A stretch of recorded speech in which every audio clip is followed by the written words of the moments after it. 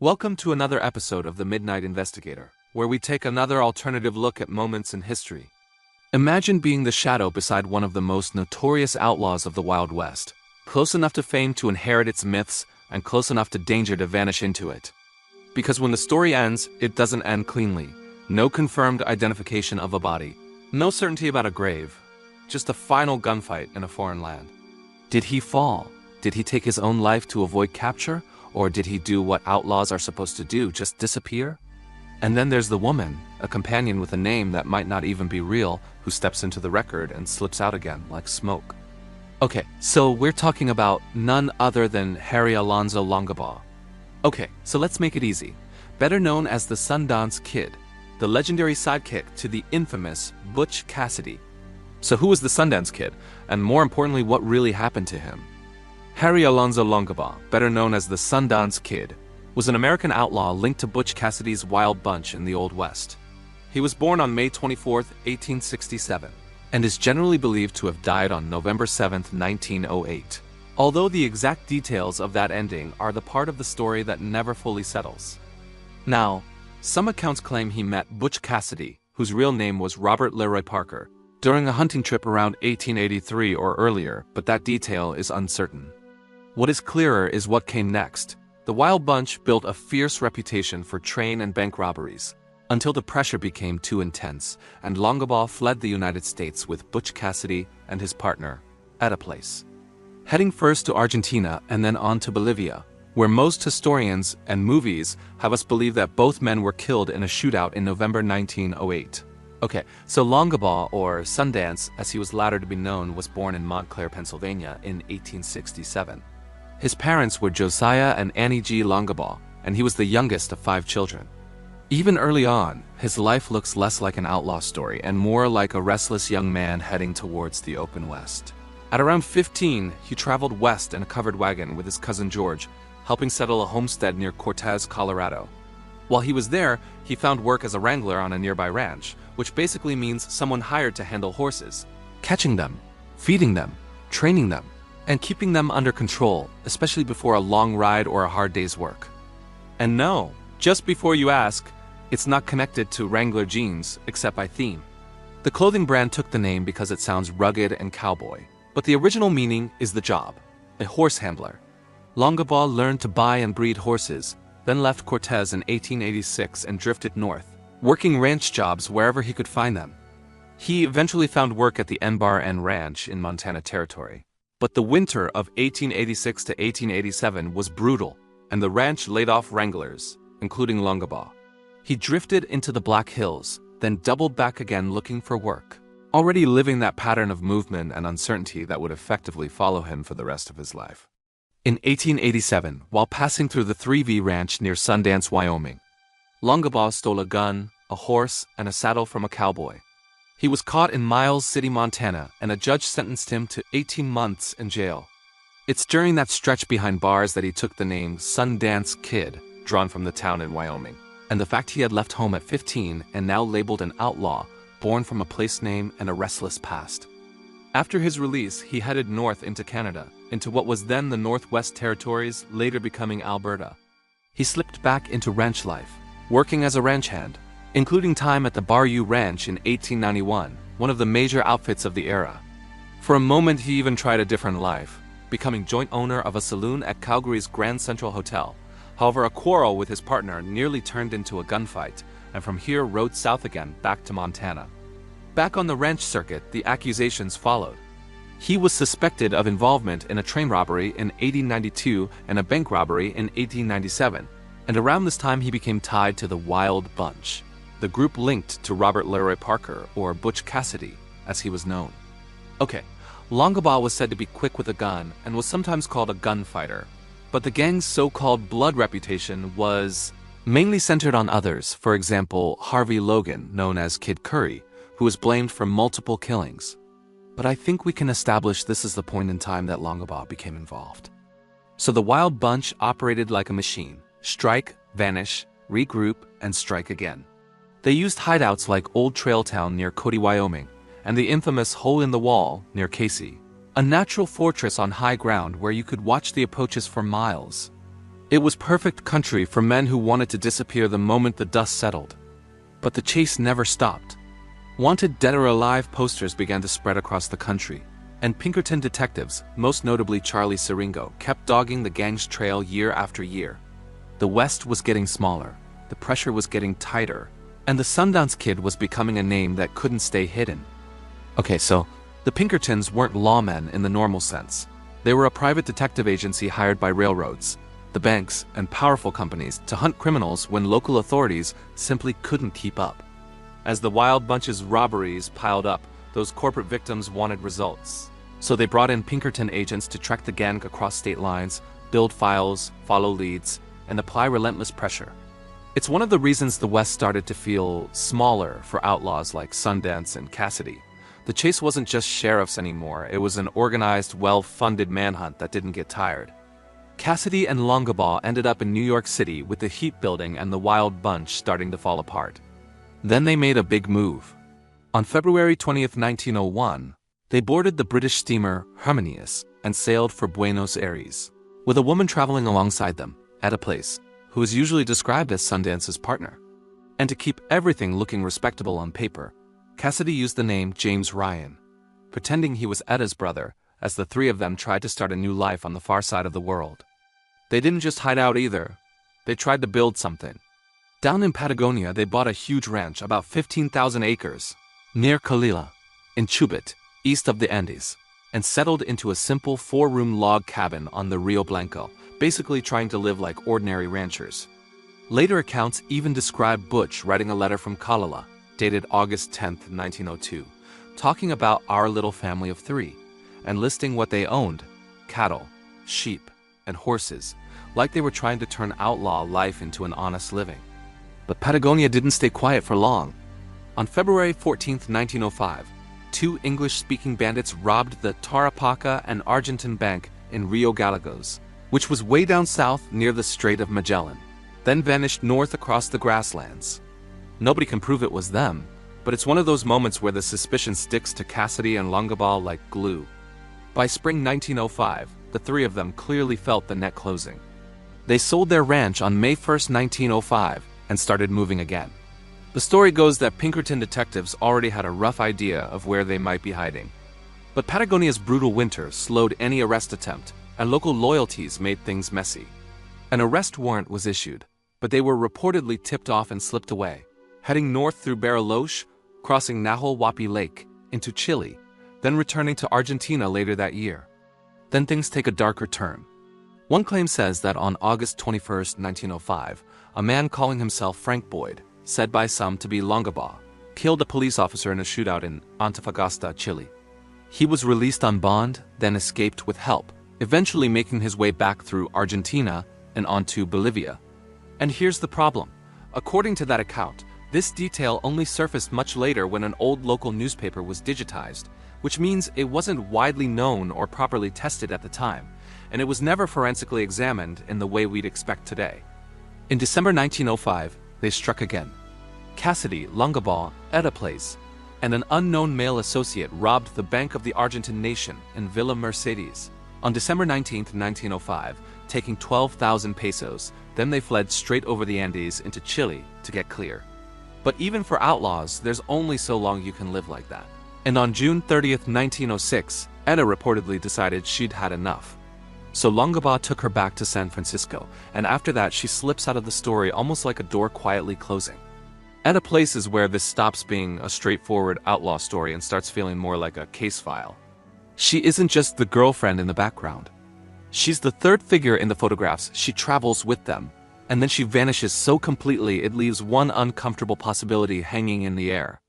If anyone could help Sundance slip away from an ending, it might be her. Even the Pinkertons struggled to pin her down. One description has her as classically good-looking, aged 27 or 28, around 5'4" to 5'5", about 110 to 115 pounds, medium build, with brown hair. It's strangely detailed, but it still doesn't give you the one thing that matters: her real identity, her real name, or where she actually came from. And that's why the theories multiply. Some say she was Ethel Bishop, linked to San Antonio and places the Wild Bunch were known to visit. with a paper trail that oddly mixes music teacher with brothel rumors. Another theory tries to make her Ann Bassett, a cattle rustler with similar features, even down to claims of a matching scar or a cowlick. But the timelines don't play nicely because records put Bassett in Wyoming and Utah during years Etta Place is said to be in South America. A third theory once tried to turn her into Eunice Gray, a later brothel owner who hinted she'd once high-tailed it out of town and gone to South America. But when researchers eventually tracked down photographs to compare, that identification fell apart as well. And that's the pattern, again and again, a promising lead, and then a dead end. After 1907, Etta is said to be living in San Francisco, and then she vanishes without a trace. In 1909, a woman matching her description reportedly approached the U.S. vice consul in Antofagasta in Chile, asking for help obtaining Sundance's death certificate. But no certificate was issued, and the woman was never confirmed as Etta Place. After that, the story dissolves into rumors, all sharing one stubborn truth: nobody can prove where Etta Place truly ended up. And that's why she matters. In conspiracy terms, Etta isn't a side character, she's the missing piece. The woman with the most to know, the most to lose, and the cleanest disappearance. And when the person best placed to confirm the ending disappears too, it makes the ending itself feel less certain. With Etta gone from the record, the trail leads back to the two men. Cassidy tried to go straight, taking work in Bolivia under the name James Santiago Maxwell at the Concordia tin mine in the Andes. Longabaugh eventually joined him there, and for a while their lives narrowed to one tense duty: guarding payroll. But even then, the dream stayed the same. By late 1907, they traveled to Santa Cruz, still chasing what they'd chased at Colella. Not glory, not headlines, just a chance to settle down as respectable ranchers. On November 3, 1908, a courier carrying payroll for the Aramayo Frank and Company silver mine was attacked near San Vicente in southern Bolivia. Two masked American bandits were blamed, and many later believed they were Cassidy and Longabaugh. But at the time, it was still just two foreigners with guns and nerve. 3 days later, witnesses spotted the pair in San Vicente, lodging at a small boarding house owned by miner Bonifacio Casasola. Casasola grew suspicious because the men had a mule marked with the mine's brand, and he reported it. That message moved fast, passed to a telegraph officer, then to the nearby Abaroa Cavalry Regiment, and finally to local authorities who prepared to close in. On the evening of the 6th of November, soldiers and local officials surrounded the lodging house to arrest the payroll robbers. As they moved in, the two men inside opened fire, killing one soldier and wounding another, and the whole thing turned into a brutal gunfight that dragged on for hours in the dark. Then comes the detail that haunts the story. Around 2 a.m., during a quiet moment in the shooting, the local mayor said he heard a man scream 3 times from inside the house, followed by 2 gunshots. No one outside could see what happened in that room, but it's those sounds that became the backbone of the mercy killing, then the suicide theory that soon followed.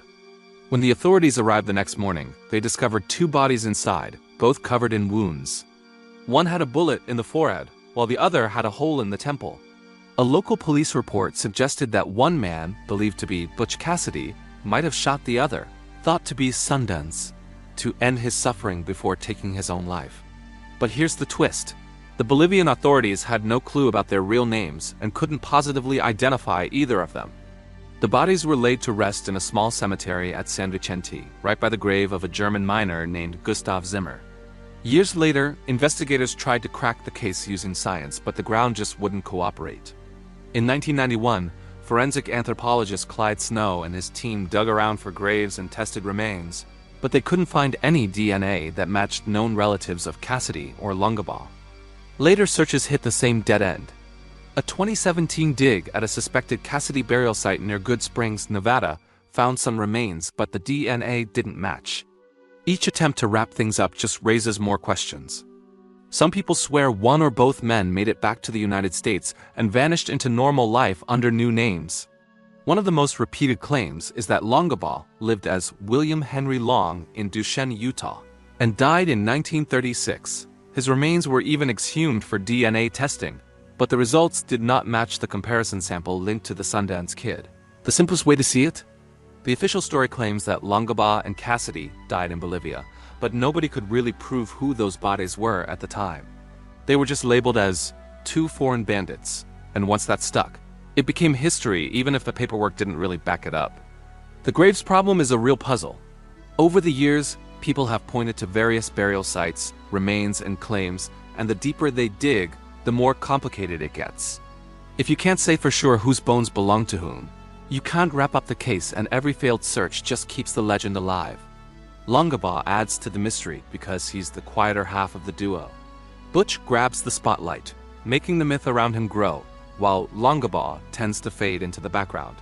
When records are scarce, our imaginations take over, and suddenly, the idea that he slipped away feels totally believable. Etta Place is that loose thread that never gets tied up. She's right at the center of the story, then all of a sudden she's gone. She vanishes without a trace, leaving everyone wondering where she went or who she really was. If the person closest to Longabaugh disappears too, it raises some pretty uncomfortable questions, don't you think? Now, let's talk about the paperwork, because this is where things get a bit sinister. Back in July 1909, Frank D. Aller, who was a U.S. vice consul in Antofagasta, reportedly wrote asking for a confirmation and a certificate of death for 2 Americans said to be killed at San Vicente. These men were known only by their aliases like Frank Boyd, H.A. Brown, and Maxwell. This isn't about romance. It's all about the administration side of things, and it reveals something crucial. Someone needed the world to officially recognize one of these men as dead, at least on paper. Okay, so Frank Aller mentioned that the certificate was needed to settle Boyd's estate in Chile. And that one word, estate, keeps this discussion alive. It can mean property, money, possessions, and all those legal loose ends. While it doesn't prove Longabaugh is still around, it hints that the death wasn't as straightforward as it seems. Some versions add a twist. An unknown woman, sometimes thought to be Etta Place, supposedly pushed this through Frank Aller, but even in that story, she's never confirmed or identified, and no certificate shows up. So whether it's an official chasing paperwork or someone close to the outlaws trying to make sense of a messy situation, the outcome is the same. The case remains unclear. Okay, so there is some merit behind the paper trail. Now let's look at all of this from another angle. Longabaugh and Cassidy were living under fake names. An account suggests they were trusted with guarding payroll. If you're that close to the cash, you learn the routines, the timings, the weak spots, and who does what. That doesn't prove it was an inside job, but it does explain why a payroll courier would be the perfect target for 2 men with the nerve and the skill to pull it off. One thing we do know is they definitely knew how to hire accomplices. After all, the origins have always suggested the Wild Bunch operated in that way. It was all about the smooth art of delegation. Why do something yourself when you can get others to do it for you? And remember what happened after the shootout at San Vicente? The authorities couldn't even identify the bodies. That just doesn't add up. The Pinkertons already put out wanted posters with their pictures on them. It's not like people didn't know what they looked like. Plus, the Pinkertons were active in the area, so those posters had to be around at some point. Right. Okay, so that neatly puts us back to the lodge at San Vicente, the scene of the shootout. This is where Bonifacio Casasola, the owner of the lodge, tips off the authorities about 2 men with a mule belonging to the mine company are residing. So it's only he alone that makes the suggestion that the payroll robbers are there. This is the bit where we need to go right back to the start. The Wild Bunch's greatest tactic was simple. After a heist, the first thing they did was get out of the area as quickly as possible. So the idea that they would lodge in the same place for a few nights doesn't really fit their usual way of operating. Oh, and did we mention that Bonifacio Casasola worked at the same mine? Yes, if anyone was in a position to identify the 2 men, it would have been him. Now at some point, and at some time, he would have crossed paths with Longabaugh and Cassidy. And this is where the inside job becomes real.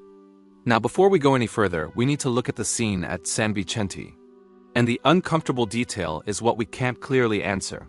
Was the money ever recovered? Most retellings focus on the siege, the bodies, and the lack of positive identification, not a clean inventory of what was found, what was missing, and what was moved.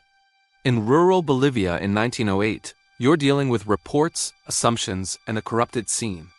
Now, there's an old saying that people can be bought with money, and this is just an assumption. But was Bonifacio Casasola paid to inform the authorities, knowing full well who was staying at his lodge, and recognizing the mules as belonging to the mining company?